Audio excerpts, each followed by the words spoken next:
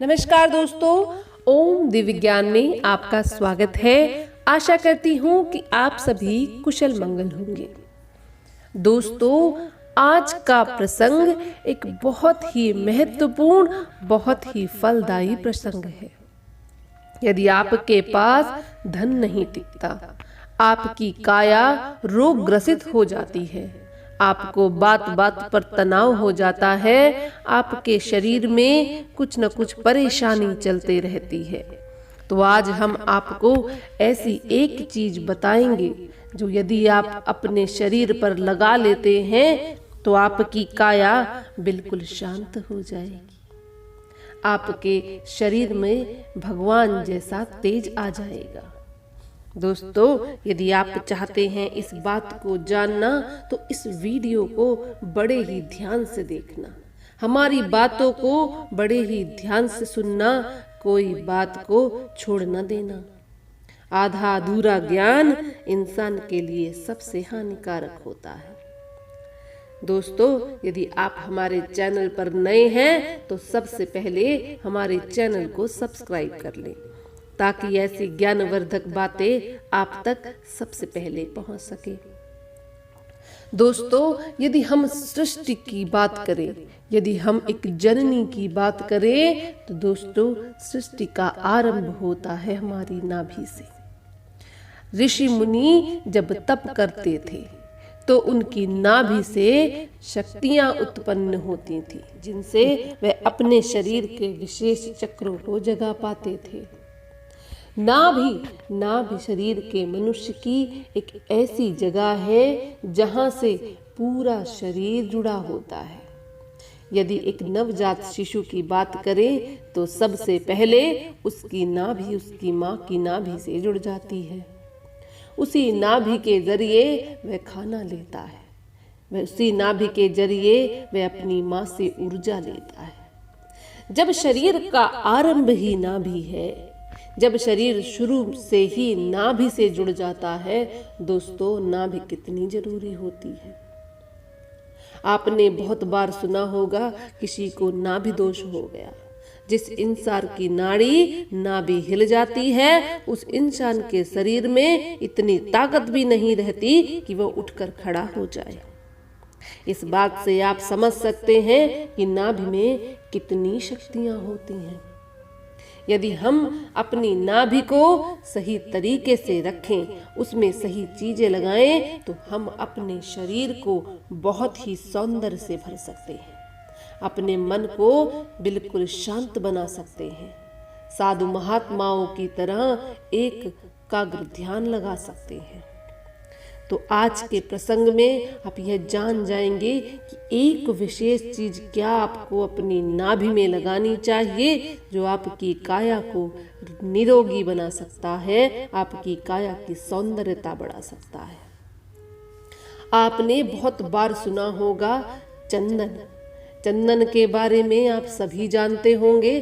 चंदन को माथे पे तिलक की तरह लगाया जाता है, पर बहुत कम लोग यह जानते होंगे कि चंदन को नाभि में लगाने से क्या होता है। अगर भगवान कृष्ण की बात करें तो उनसे बड़ा वैद्य, उनसे बड़ा जानकार इस दुनिया में कोई नहीं है। भगवान कृष्ण स्वयं अपनी नाभि में चंदन का लेप लगाया करते थे। उनकी काया के बारे में जितने शब्द कहे जाएं कम है, उनकी बुद्धि के बारे में जितनी बातें कही जाएं कम है। दोस्तों, आपको भी अपनी नाभि में हर रोज चंदन लगाना है। अब किस तरह का चंदन आपको लगाना है? अब आप अगर बाजार जाएं तो वहां पर आपको चंदन छोटे छोटे पैकेट में मिल जाएगा, लेकिन दोस्तों इस चंदन को आपको बिल्कुल नहीं लगाना है। आपको चंदन की लकड़ी को ढूंढना है। स्वर्ग में भी कहा गया है कि चंदन की लकड़ी सभी लकड़ियों में सब सर्वोत्तम है, सर्वश्रेष्ठ है। चंदन का पौधा अगर आपके घर में है तो आपको भाग्यशाली बनाने से कोई नहीं रोक सकता, परंतु चंदन इतनी आसानी से उगने वालों में से नहीं है। इसलिए सबसे पहले आपको चंदन की लकड़ी छाट कर लानी होगी। अब इस चंदन की लकड़ी को आपको पत्थर पर घिसना होगा। उस घिसे हुए पेस्ट को ही आपको अपनी नाभि में लगाना होगा। और यह एक दिन नहीं दोस्तों, यह हर रोज करना होगा। इस चंदन को अपनी नाभि में लगाने से आपकी नाभि जागृत हो जाती है। आपको बहुत सारी ऊर्जा मिलने लग जाती है। आपका शरीर शांत होने लग जाता है, मन एकाग्र होने लग जाता है दोस्तों। तो जिन लोगों का मन भटकता रहता है, जिनकी बुद्धि उन्हें विचलित करते रहती है, वे सभी लोग इस चंदन को अपनी नाभि में जरूर लगाएं। और चंदन की महक से आपकी काया खुशबू से भर जाएगी। दोस्तों, चंदन को लगाने के बहुत सारे लाभ आपको मिलेंगे, तो चंदन को अपनी नाभि में जरूर लगाइएगा। आपने दादी नानी से सुना होगा, आपकी नाभि में वे बहुत सारी चीजों का इस्तेमाल किया करती थी। किसी मौसम में सरसों का तेल लगाया जाता है, किसी मौसम में घी लगाया जाता है, किसी मौसम में नारियल का तेल लगाया जाता है। एक छोटी सी नाभि में अनेक चीजें लगाकर अपने शरीर को आप बदल सकते हैं। तो सोचिए, चंदन आपके शरीर को कितना बदल देगा। दोस्तों, चंदन जरूर लगाइएगा और इसके साथ एक बात का ध्यान रखिएगा, आप अपनी नाभि को रोज अच्छी तरह से साफ करके रखें। बहुत सारे लोग नहाते धोते तो हैं, लेकिन अपनी नाभि को साफ करना भूल जाते हैं। तो नहाते समय रोज अपनी नाभि को अच्छी तरह साफ करिए। आपकी नाभि जागृत रहेगी तो मन, शरीर ऊर्जा से भरा रहेगा। सकारात्मक ऊर्जा आपके शरीर में बने रहेगी।